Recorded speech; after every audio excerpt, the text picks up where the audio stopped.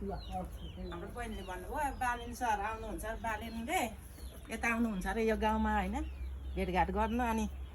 म त गएको मान्छे फर्केँ नि फेरि राजु भान्जाले खिच्दैन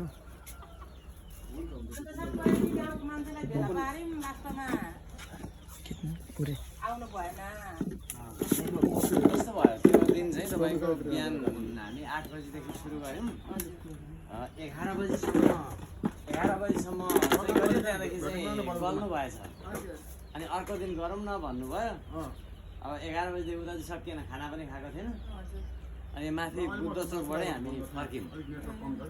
अर्को दिन आउने भनेर अनि भोलिपल्ट होला यहाँ बा एकजना बुवालाई भेटेको थियौँ 72 वर्ष बुवा हुनुपर्छ अनि उहाँले पो खबर सुनाउनु भयो अनि आज चाहिँ हामी चाहिँ आयौँ फेरि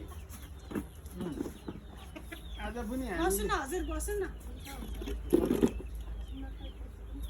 आउनु आउनु बस्छ पुग्छ पुग्छ हामी उभिन्छौँ नि उताको मान्छे सम्हाल्नु त बालिनलाई दिन पर्यो हजुर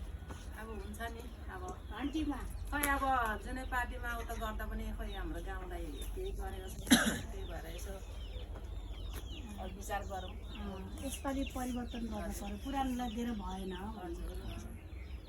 खै अब कति गरियो खै केही छैन तपाईँहरूको बाटो असारभरिमा कम्प्लेन हुन्छ भन्छन् अहिले छैन केही अब जे होस् अब आश्वासन चाहिँ दिइराख्ने हजुर अब एकपटक नयाँ लाइफ हेरौँ सायद हाम्रो मनोकाङ्क्षा पुरा हुन्छ 5 वर्ष एकपल्ट नयाँ व्यक्ति बन्ने होइन अब चाहिँ देश बनाउने अभियान हो है यो भन्नुहुन्छ हाम्रो नेताजीहरूले हुँदा सायद